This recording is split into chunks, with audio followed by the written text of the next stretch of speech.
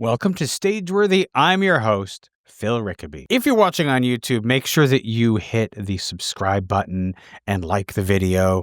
And if you want to be notified about when I release future videos, make sure that you click on the bell icon. That'll make sure that every time I release an episode, you will get a notification. If you're listening to the audio only version, make sure that you are subscribed or following the podcast on your favorite app.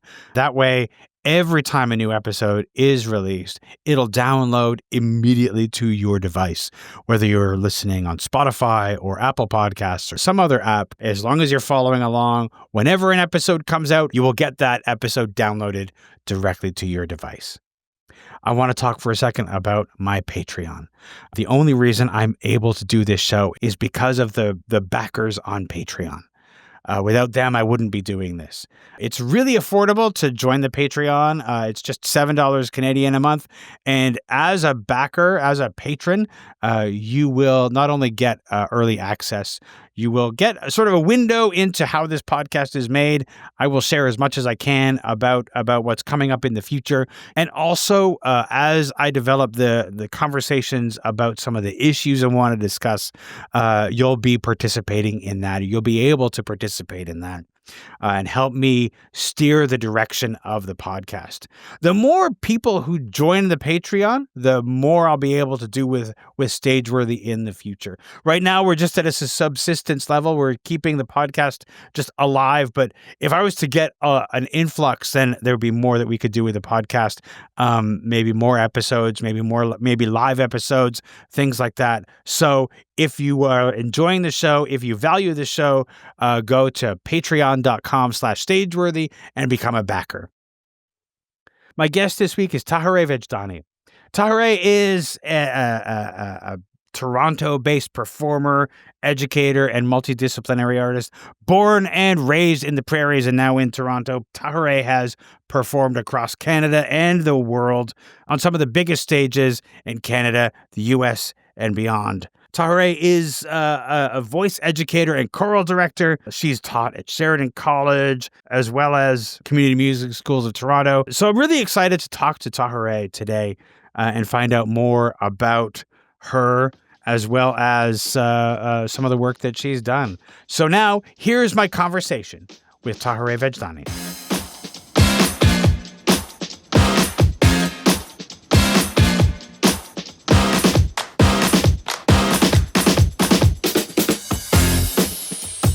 Tahirih, I'm curious about you. You sort of like reached out after I sort of put out a call, people on the West Coast and the Prairies and things like that. You said, how about somebody who grew up in Regina and moved to Toronto? And I said, absolutely. So please, what can you tell me a little bit about your journey? What is it that took you from Regina to Toronto?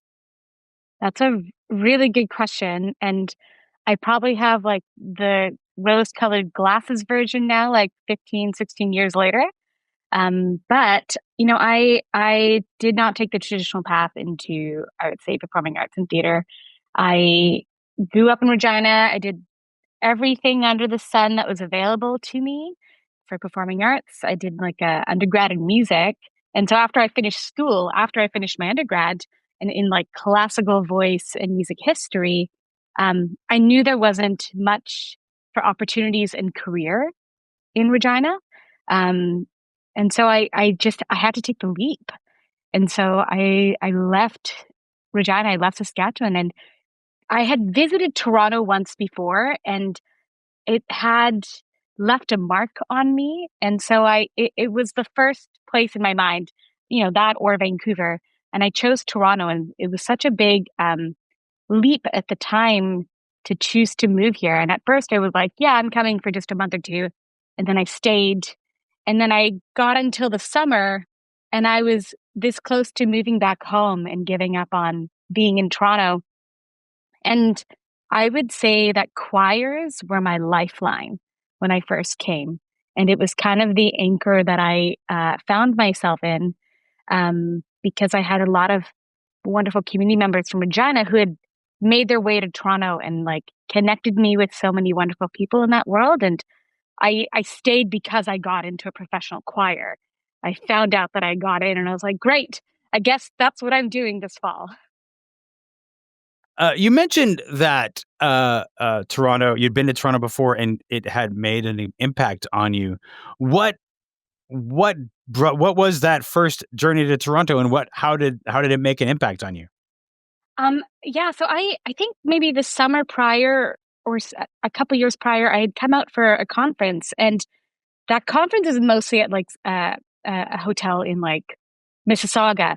But I remember like the day after, the 2 days after that conference, uh, being in the city with friends in Toronto and kind of on this like whirlwind adventure and like walking down Bloor Street and like in the annex and then going to the Eaton Center for the first time. And I just, it left such a exciting impression and like the idea of possibility and anything's possible here. And I think that's what drew me to Toronto more than say maybe going to Vancouver.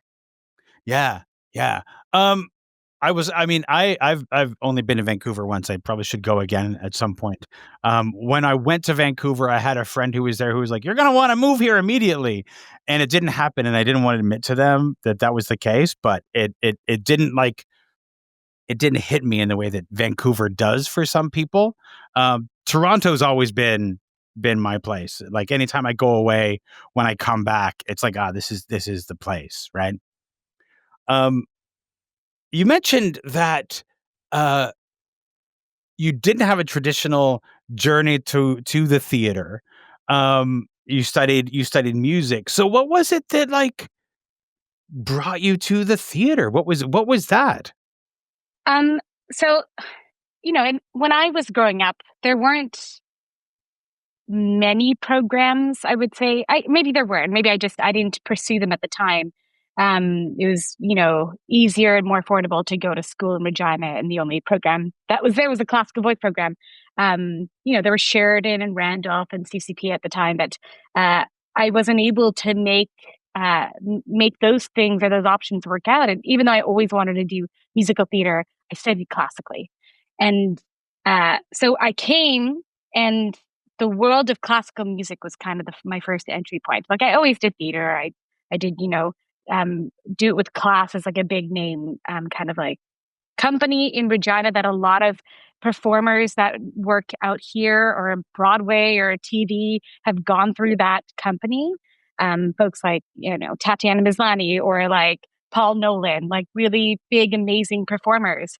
And so I connected to music. That was like the thing I loved most. I didn't train professionally as an actor, but I was always acting along with everything that I was doing. Um and I was taking classes and doing all these things on the side.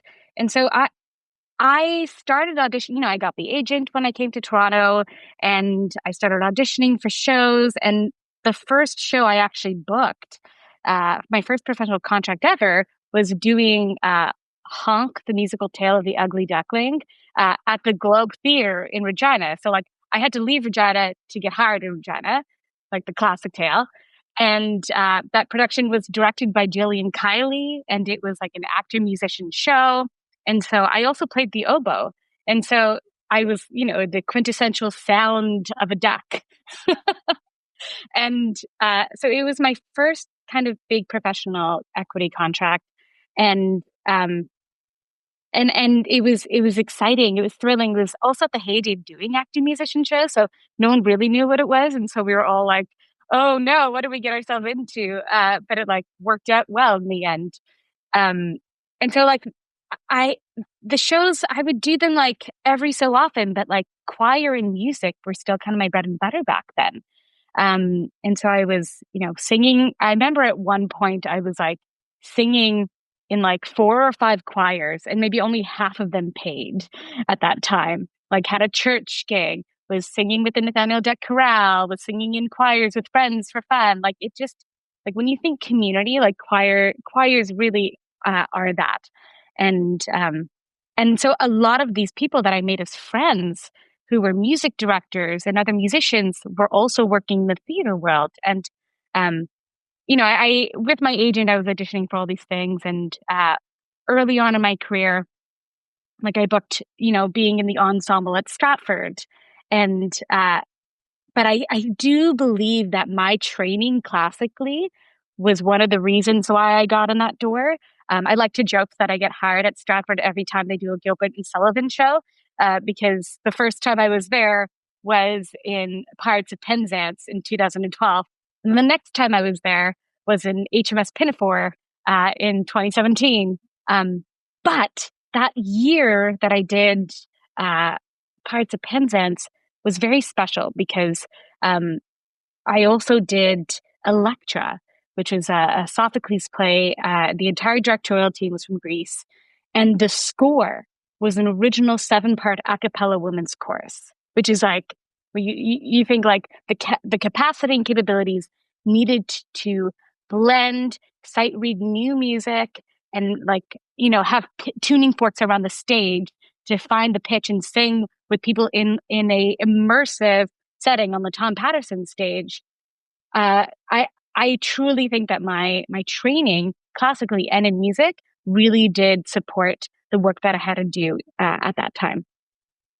And with that community and those connections, I was doing shows. Like, I ventured into actually doing Shakespeare after I was at Stratford. Like, I remember taking classes and training with people like Ian Watson. And after the fact, I then started auditioning for Shakespeare, not not in Stratford, but like in Toronto. And I started to become like the musician in the Stratford shows, like the bard in the bard shows. And one of the first Shakespeare shows that I did, I was in, oh wow, it was Much Ado About Nothing at the Tarragon, and it was directed by Richard Rose, and it was like a Bollywood inspired version of the show.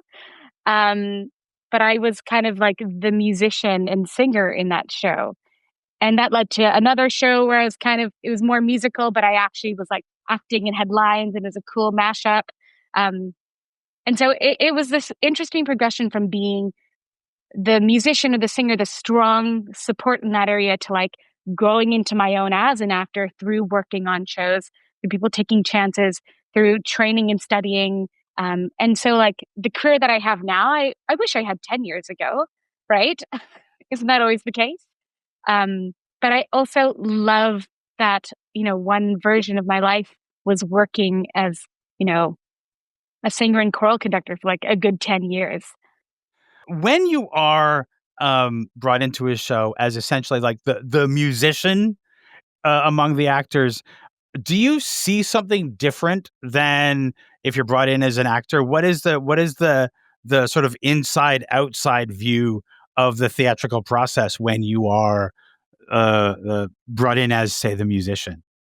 It's interesting because I probably should clarify. In all of those instances, I was still an actor within the sense of the show. Like, I wasn't only there to play an instrument. I was still in the ensemble, still had lines and other bits like that.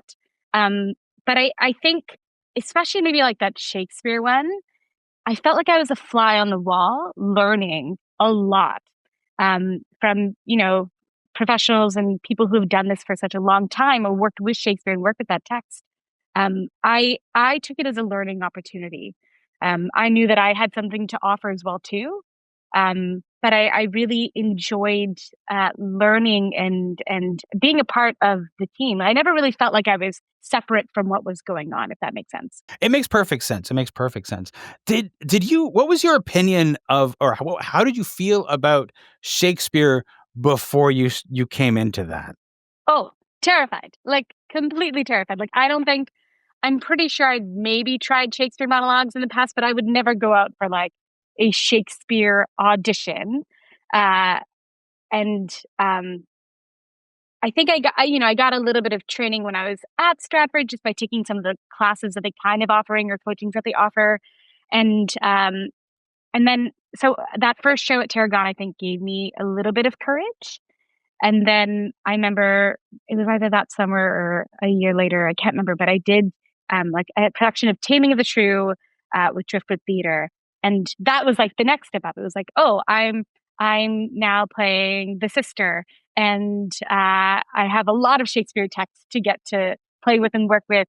And it's set to cool a cappella music, right? And so again, I was like, yes, this is my like bread and butter. I love anything a cappella. And so a cappella meets theater, yes, sign me up. A cappella meets theater and Shakespeare, that's a little harder, but like I'm gonna make it work. Um, Maybe it wasn't my best work at the time. Like maybe I was probably still learning. I'm sure I was.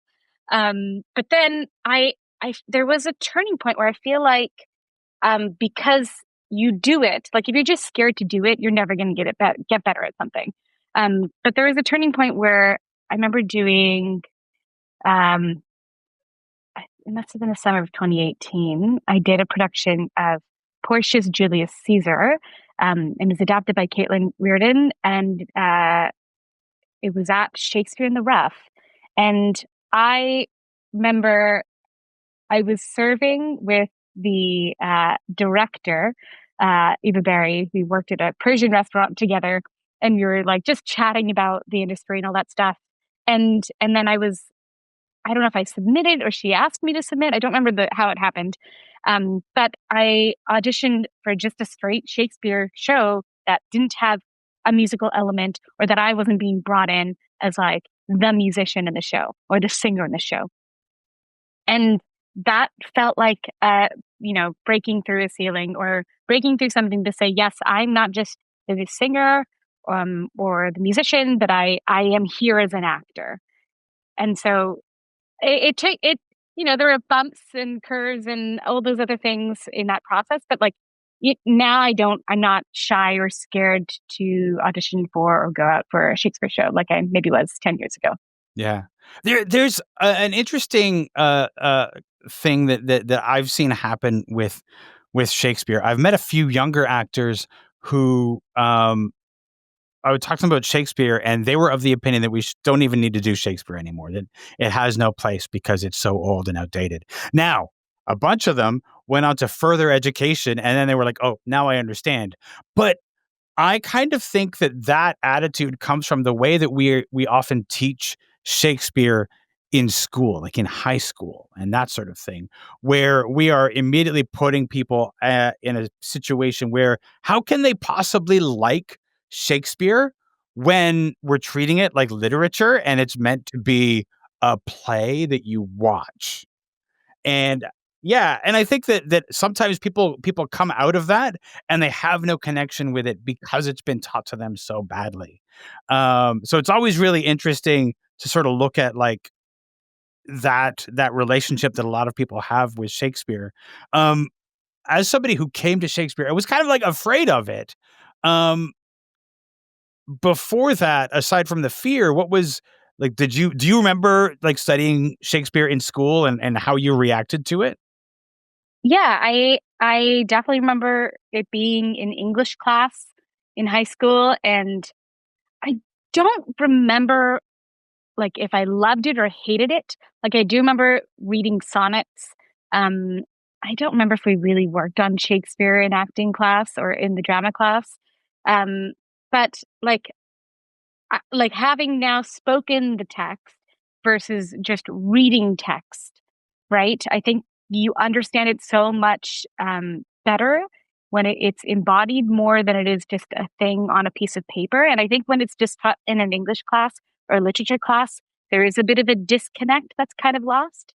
Um, but it doesn't mean that there isn't value in that. But I think there are better ways to teach it. I 100% agree that there are better ways to teach it. I felt for a while that because when I was in school, and I think they still do this, we spent a lot of time in class as non-actors reading text and nobody really explaining what do all these words mean. Like just, hey, we're just going to read this thing. Everybody take turns, paragraph by paragraph or whatever. And once we get through it, we get a test, and then eventually we go see a play. We go, if we're lucky, we see that play. And I've been firmly of the belief that the first thing that you should do is see it and then study it.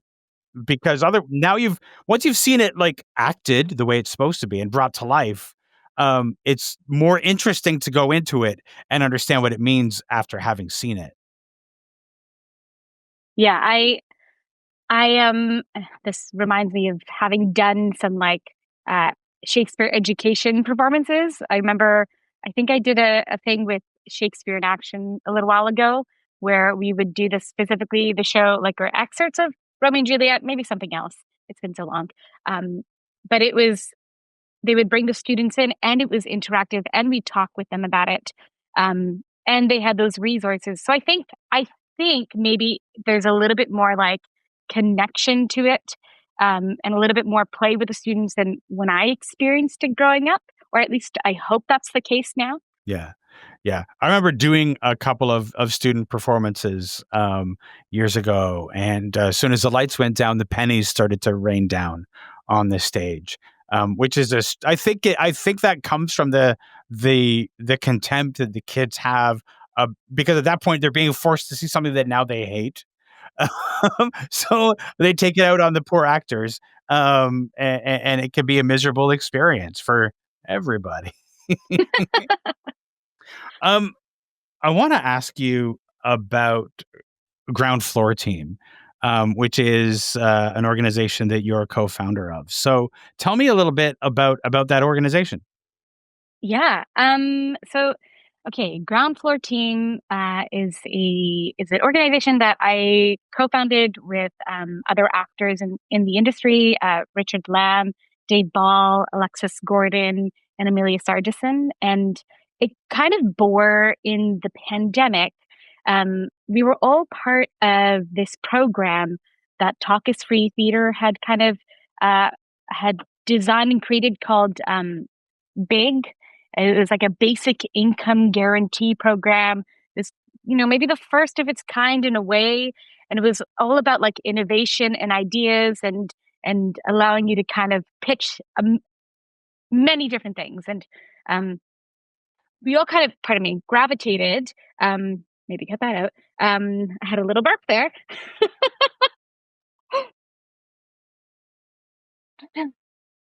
Pardon me. So we all kind of gravitated to each other, and we were pondering the idea of like, how do we make theater better? Like, how do we improve the environments that we're in? How do we navigate like the tiny like bumps and bruises that we experience in a rehearsal process? Like, we know what to do when we have like a major injury. We know what to do, like if you need an ambulance. But like, where's the like first aid kit for the little things that might happen through like either disagreements or misunderstandings? And we had so much time in the world at that time to like kind of imagine how we wanted to collaborate and how we wanted to create and how we wanted these spaces to be shaped. And so, we spent a lot of time reading, lots of podcasts, and one of one of the things that we kind of designed or landed on, or like a methodology that became like fundamental to the work that we do, is like truly looking at the values that are created and brought in, to understand where everyone's coming from. And so a program that we created and designed is called ARCS, which stands for Authentic, Radically Curious Support. And those words kind of became pillars to how we see the work that we do and how we want to like center care within the spaces that we work in. Um, and it's gone through many iterations. Um, like we sometimes joke that we're like version 2.0 or 3.0 of what ARCS is. But so we were kind of like just a little collective through Talk is Free Theater at that time, and we were running ARCS. So we'd go into like the first version of the program. We would go into theaters. They'd bring us in as kind of facilitators to kind of run like a 3-hour session that worked through understanding uh, things like conflict, understanding needs, understanding like designing and developing like a room agreement for the room and like how to maintain that in the space, and also like how to have brave conversations if like something happened or a mistake or miscommunication happened, like how to have those brave conversations to understand like the storytelling that's going on. Like when you think about conflict, you think about something that happens. We are so good at coming up with the story as why, but maybe we're less good at practicing the curiosity to truly understand what happened. And so we try to break that down and empower people to feel brave to have those conversations. And there are hard conversations to have. Trust me. Um, and so that's like one version where we went in facilitating just arcs for theater companies. But while we founded that, at first, we were also doing things like two-way mentorship program where we like connected theater practitioners across Canada virtually to work with each other, um, or to learn like in a multi-generational two-way exchange of knowledge. So we like kind of piloted a lot of programs back in that time, and then last year we kind of needed to like grow our wings and establish ourselves as our own company, and so we took the leap and we kind of became the company that is now known as Ground Floor Teen, and it's very exciting. We've just completed our first year, not being under the umbrella of Talk is Free Theater, and both scary and exciting. And we're moving more. So the way in which the company has evolved is that we are moving more into a lot of education-based facilitation and conflict mediation and conflict transformation work. Richard Lamb, one of our co-founders, is certified as a conflict mediator, and so he spearheads a lot of those conversations and mediations. But we've also done like education in institutional spaces like Sheridan. We've also worked with like a first day rehearsal process at Randolph. We've done mediation with other theater and packed theater companies, and with packed. So we've expanded outside of the nebulous of like a rehearsal space, and actually have gone into like administrative spaces as well too, or places that have ecologies that exist prior to the actors even entering into it. Yeah. It's interesting because I think every actor has been in a rehearsal space that is wonderful and nurturing, and like you can't wait to go every day, and also separately being in a rehearsal space that is toxic, that is one that you hate going to, and you almost never know which one you never know which one you're gonna get when you start a rehearsal process. Um, and a while ago, I was having a conversation with some folks. We were talking about like, first off, what wouldn't it be helpful to like have a discussion about what we're hoping to get out of the rehearsal process? But also, a couple of people were like neurodivergent, and so what they need to get out of the rehearsal is different, and what they need in rehearsal is different from what the neurotypical people need out of a rehearsal. And there needs to be some kind of agreement around that so that everybody can work together. And it can be very difficult to navigate, especially if somebody at the top is stuck in an old style toxic hierarchical attitude. Um, are these things that you've seen, that you've had conversations about, and how do you see navigating those rehearsal spaces? Um, totally. Like it's interesting because we've been brought into spaces that have already been eager to do the work that we're doing, or already have the openness to that kind of work, um, and not necessarily so much into the rooms that might actually benefit from the work that we're doing, if that makes sense. Um, what I really love about, and everyone has different processes. You can't dictate what a process should look like. And directors have different practices as to how they set up a room and how they start the process. But I truly think that the best processes are ones where directors learn how to allow people to be able to advocate for their needs in the space.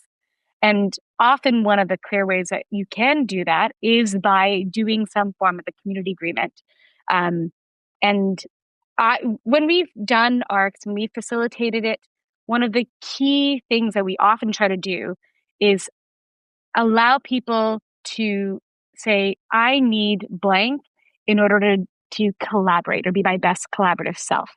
And you are going into maybe the minutia of things, but even just verbalizing it in the space already can make a change in the space. Because it's there, it's actively there subconsciously. You might not need to name it every day, but people are aware, and people can then practice care in order to do things that are within their means of doing something. Um, but if we don't, then we start to operate on assumptions. And then that's when we get miscommunication. And then that's when conflict can occur. And like conflict inherently isn't a bad thing, right? When we think of like the stages of conflict that exist, the first stage of conflict is difference, but difference is generative. Like difference can create ideas and possibilities to move forward. And you don't always have to see eye to eye on things in order to accomplish a task at hand. Um, Otherwise, if we can only ever like fully agree on something in order to create, I don't think we would have theater. You know what I mean? I do. I know exactly what you mean. Um, but it does start at the top. Like there has to be a willingness to change and recognize that the way that we're doing things isn't how we should keep doing things, and that there is a need from leaders across the board to take that responsibility and accountability. Yeah, absolutely. Um, when I was in theater school, we were taught in the this is one of those things that's sort of fading away, but I think there's a lot of directors who were sort of taught in this way and they direct in this way, that European/American way of like, yes, we're going to be miserable, but I'm going to get the best work out of you and that kind of thing, which is a terrible way to work. It's very difficult to make art when people are afraid or when people are miserable. And fortunately, I think it's largely going away, but I've still seen elements of it over the years. And I imagine that um, it the ground floor team can't do the work if the director is at all reluctant to participate. Yeah. Often in our early stages, it was very key for us to actually first connect with the director and make sure that they understand the process that we're bringing to them and that they are on board and that they also can help lead and guide it to a certain degree. Because if they're not on board, then you will experience that resistance, and the people in the space will also feel like what they're saying is not being heard or respected. And so it has to be, it has to start from there. The willingness has to come from there. And I've been in such great spaces with directors who are willing and are capable. And I think there's more of that now than there isn't, if that makes sense. Yeah, absolutely, absolutely. It's one of those. It's a long hard road to get to that point, as people are reluctant to unlearn things they are comfortable in. Um, you've traveled a lot across Canada and internationally in your work. Um, when you were starting out and thinking about like finally thinking about going into theater, did you imagine that you would be moving around quite as much as you have? No. I I don't know what I expected, to be honest. Um I I am very lucky that I've had the ability to travel as much as I have been. Um, a lot of that started kind of like touring with the choirs back in the day. Like I would tour Canada, we tour all throughout the US. I've gone up to Northern Canada a few times. And so I think the bug to want to tour and the experience of touring kind of that laid the foundation for it. And it's very different. Like touring with a choir is very different than being on like a on an equity contract touring. You don't have to share a room with like a choir mate or anything like that. Like you have like like that felt like high school days in some ways, even though it's a professional choir. But like there are definitely a lot more fall saves traveling on like maybe an equity tour. Um, but and even like just working regionally, like not on tours necessarily, but I've worked like a lot regionally and more so recently than when I first started out. I would say like Stratford was a unique case because I think after that I was then actually working more in Toronto. Like I think I did more in Toronto pre-pandemic, and then post-pandemic, I've been working a lot more outside of Toronto. And I what was I've done some interesting things. So right before the pandemic, I was touring a production of Jungle Book with Cadoons by Rick Miller and Craig Francis. And it was very interesting because we had a lot of like on and off kind of contract dates. And to this day, like I still really love having traveled to Cleveland, Ohio. Like expected nothing from the trip. Like I expected nothing from the city. I didn't know what it would be like. And I just absolutely loved it. Like it was so quaint. And the Cleveland Playhouse Square was just absolutely beautiful. And like touring this like mega like design heavy Jungle Book for like students and kids all over the US was very exciting. But actually, we were in that show at YPT when the pandemic hit. I think we lost like the last week of our run. Um, so that was very different because I hadn't done anything like that before. Because we'd go and tour, then we have a week off, then we do another week, and then we have a week off, and so it was very in and out. So I actually could balance doing other work. Like I was still, I think, uh, working with the community choirs that I worked with. I think I was maybe still serving at my like serving gig back then. Um, in most like post pandemic though, I've been touring a lot with one company, um, and they're based out of Edmonton. They're called Catalyst Theatre. They're very well known for a show that they've done called Nevermore, about the life of Edgar Allan Poe. And but this show, The Invisible, The Agents of Ungentle Warfare, I've now done 3 times with them, and um, sometimes they're like sit down tours or sometimes they're actually tours. And so the very first time I did the show with them, we rehearsed in Edmonton. We we recorded a cast album. So this is an interesting order of events. We rehearsed in Edmonton. We recorded a cast album. Then we did like a concert presentation of the show in Edmonton. Then we flew to Vancouver, and then we did a run of the show at the Cult in Vancouver. But then we also filmed the show at the Cult in Vancouver. And then we went to Vernon, BC, but we actually lost that last week of the tour because COVID. And so it was unlike anything I've ever done before. Like I've never done anything like that with any other theater company. The cast album is out now, the film is out now. But since then, we then went and took that show to the Grand Theater. Now that was my second time at the Grand. I was there previously doing, oh, what was it? Grand Ghosts, so the show about like Ambrose Small. Um, and so we did it at the Grand, and that was like mostly the same script. Like I would say, you hope that there's no revisions, but there always is. What I've learned is that there will always be modifications and revisions, but it's always about just like serving the show and making it that much better. It's exciting. It really is exciting.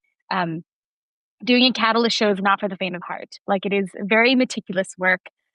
It's actually like, interestingly enough, it's almost like doing Shakespeare because rather than like a pentameter, it's like a quadrameter, and so the dialogue is often set in kind of a 4/4 pattern.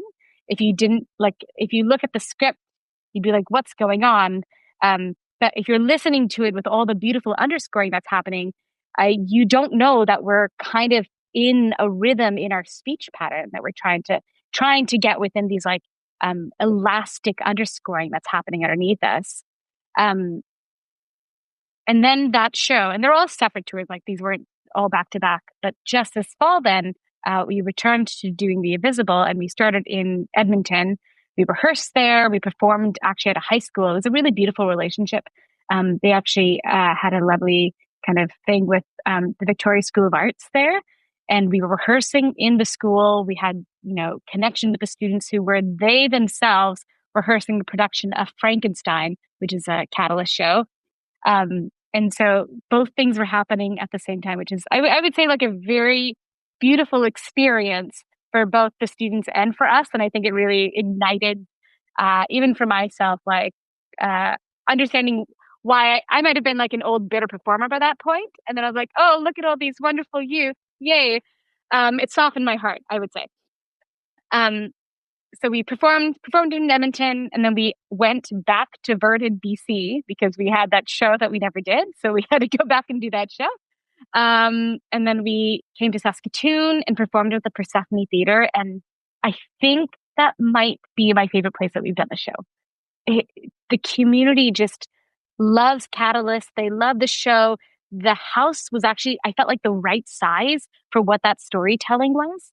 So that was really beautiful. And then we took it down to Regina. So for me, that was extremely special to be able to go home to Regina with this beautiful, beautiful, powerful, devastating production about, SOE operatives in World War II, and perform it at home at the Dark Hall.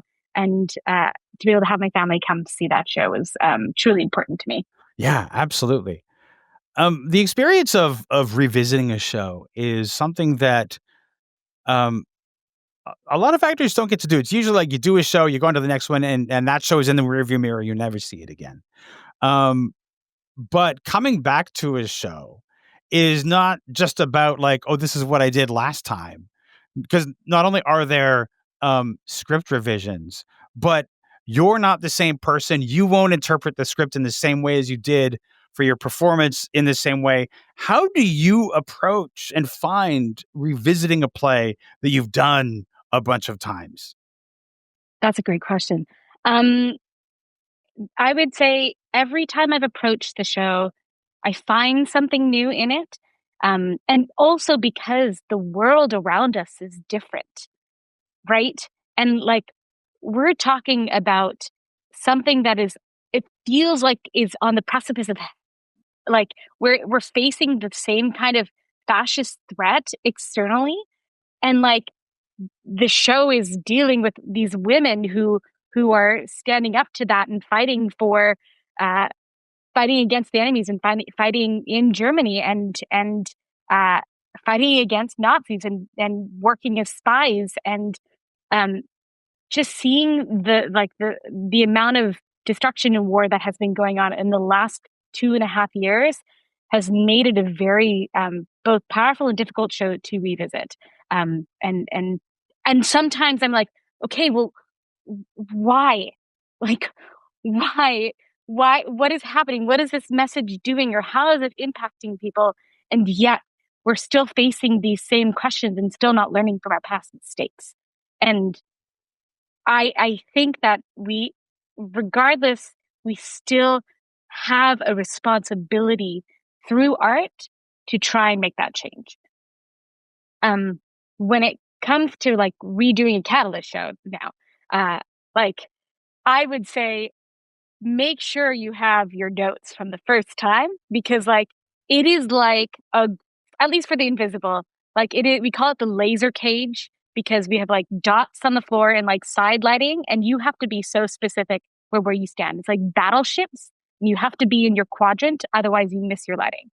And so I literally have like my cue cards that have just like coordinates. Like one song might have like 20 coordinates on it. And that for the most part is reusable whenever we remount the show. Like I'll just make adjustments if we've been readjusted for lights or something. But often most things in that regard, like the greater structures of the show are still there. But like the fine tuning details of like sometimes it's just like a one word that's given as a revision and it just changes the intention of what you were doing for that character for that line in that moment. Um and there's it's funny, there's this one scene that we have in the show that's been every time we do it feels like it's always the one going through major revisions, but and the film has one version of it. I haven't actually watched the film yet. I don't know if I can watch the film until I'm done playing or doing the show because the film is a time capsule of what we've done and it no way reflects where the characters are or where in the work as an actor I have taken that character. And so to watch it just feels like not disingenuous, but like not an accurate representation of where I think the show or that character is for me right now. Um, and so I feel like I've strayed off the question at hand, but it's, I think you have to be open into the process and you have to know when you're going back into show. And I should specify if you're doing something that's a revival that is specifically about reviving the exact same thing from the stage manager's copy of a book. Often you're not going to deal with cuts necessarily or major changes or rewrites. But in a show that's like an original work, an original Canadian production, like a Jonathan Christensen has like made a beautiful show, and he's very much attached to it and is able to give us those revisions with every new process and just to refine it and serve the show. You have to, as an actor, also understand that there is that give and take. It's not about doing the carbon copy of the version you've done previously, knowing that you are going to discover new things and be willing to discover new things. I think that's very important. Yeah, absolutely. Absolutely. Um, as somebody who's traveled a lot across Canada and beyond, um, I was talking with somebody yesterday and we were talking about how theater is theater in different places is in Canada is different. The shows that are being produced in Edmonton are different than the shows being produced in Toronto, or different than the shows being produced in St. John's, Newfoundland. Um, as you travel around, what are you seeing what do you see as the strength of Canadian theater and the differences in what's being presented? Oh, that's a good question. What are the strengths in the differences of what are being presented? It's interesting because right now I don't sense a lot of differences, and I think that's because theaters are in a position, and I think the industry is in a position right now where we just need to get butts into seats. Um, so like, everyone is doing Frozen in the next year. Like almost every theater is programming Frozen or programming Come From Away, or doing what's another show that everyone's doing right now. Um, and like I think that there's a need for the collaboration actually across provinces because a lot of these shows are kind of like being remounted. For example, like our production of Frozen that was at the Citadel in Edmonton is being revived at the Grand Theatre in London this November and December. And I think that's actually, I really like that because it does share the knowledge and the creative skill across the country. Like we're not siloing or isolating ourselves. I think that's a disservice to our industry if we think we should only ever be um, local. I understand that that's like a finance thing and that is a cost effective thing to not have people come in from away. But I actually think that there is value in bringing artists from across the country into your communities because we share knowledge, we share expertise, we share ways of learning. And I think that the industry and the work that we do is so collaborative that we need to share that collaboration and skill set across the country. Um, I don't. It's interesting because like Toronto, like, if we're thinking like musical theater, we other than like say like commercial musical theater, we have a beautiful like industry that is fostering Canadian musical theater here in Toronto. But there aren't as many opportunities to actually just do musicals in Toronto. You know what I mean? You have to go outside Toronto to do that. You have to go to the Citadel and go to the festivals or go to regional theaters to just do a professional like equity contract on a musical. But if you're lucky and you get to work on something that's one of the workshops of a show or a new production or something, then I think that is really special and that is something that serves a part of the industry or a part of a very important groundwork to fostering Canadian shows. Like we need to build our industry up for what we do produce here. And I think there are certain theaters that are developing more and more work like that. And I think in the next few years, we are going to start to see that even more and more of that risk taking, which I hope we do more of. Yeah, absolutely. I think there's a great opportunity in this moment right now for Canadian theaters as people are starting to think about what they're consuming, both as far as like the food that they're eating, where it's coming from, as when the things that they buy and where it comes from, and the media that they consume, where that comes from. And I think that we have an opportunity to bring people to Canadian theater in a way that they haven't before, to sort of show them what we got. If we take the opportunity, I think we have some really amazing opportunities ahead of us. Um, one of the things that one of the notes that you left, things that you want to talk about was it just says back to school in your note. Um, tell me what that means. Are you going back to school?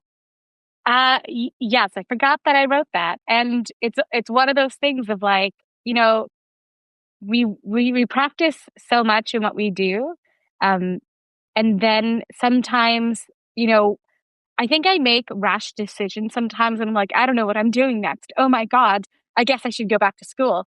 And this is one of those moments.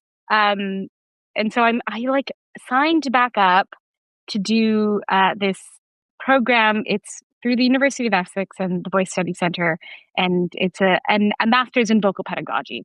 And so, like, you know, we're circling right back to my love of music, but also my love of education. Um, I actually really love teaching, and so I've been teaching at Sheridan College for the last 5 years. And m- my desire to go back to school first started after I started teaching at Sheridan.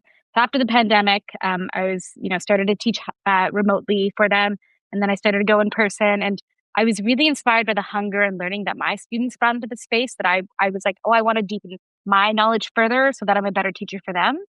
And so I actually I did a postgraduate certificate in vocal pedagogy, similar to the program that I'm doing now, but like I tapped out and I was like, oh, I'm too overwhelmed because I'm working and doing school. And every time I decide to go to school, I'm like, oh, I there's no work coming up. So I guess I have the freedom to study.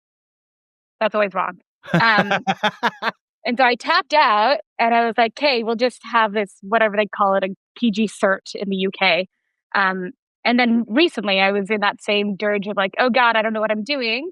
And so I signed back up to school. So I'm actually finishing the program. They've moved universities, but it's essentially the same thing. So that I had a third of a master's, and so now I'm going to complete the two-thirds of that master's that's remaining. I'm excited. I love talking about the voice. I love teaching voice, and um, I don't know what it will lead to, but I'm sure it will only benefit. The funny thing is that sometimes we look at education as like what it will lead to, and what it leads to. A lot of time, it's like if you're learning something, if you're keeping your brain active, isn't that the most important thing? Like, 100%. Like I actually think it benefited me not as an educator, it did, but it benefited me as a performer as well too. Like my own uh, use of my vocal mechanism improved, and my understanding of it got way better in the span of even just doing that program. yeah, yeah, it's it. I think the capitalist view of education is one that really needs to go by the wayside. We really need to just sort of look at education as like a thing that benefits us. It doesn't have to make us money. It expands our minds, and that's all it needs to do. 100%. Yeah. Yeah. Yeah. Um, just as we're sort of starting to come to a close, where can people find you online?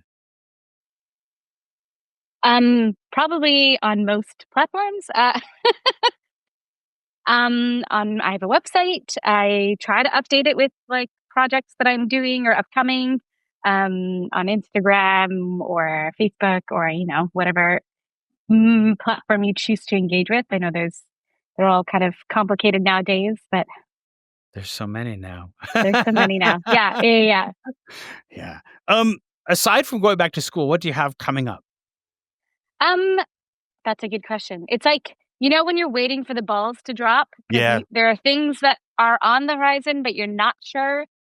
Um, so for sure, the only like actual for sure thing I know is like Frozen is happening November, December. Like I know that that's coming up. Next week I'm actually working on a workshop concert presentation of an opera. It's with this company called Cultureland, and they're in collaboration with Tapestry Opera, and it's in the new space up on Yonge Street. And it's a collection of different pieces by the composer, and I'm in like one excerpt. Uh, the opera is called The Refugees, and if I remember correctly, I think it's based off of Aeschylus's or something like that. So I'm doing that, and then I'm doing Frozen, and then in between is this like murky, who knows, the balls are gonna drop. I think I'm doing a friend show. I probably can't say what it is yet, but it's in that musical theater hub one that's happening at Theater Passmai. So yes, I have nothing more I can say about that because That's all right. I Yeah, don't know what it's absolutely. like This yet. is sometimes the nature of the Yes, industry. 100%. And then I'm doing a workshop, and I can't say anything other than that for that That's project. perfectly fine. I understand entirely. Like I said, the nature of the industry. Yeah. Tahirih, thank you so much for joining me. I really appreciate you giving me my time. It's My been pleasure. delightful talking to you. Thank you. Thank you so much for having me.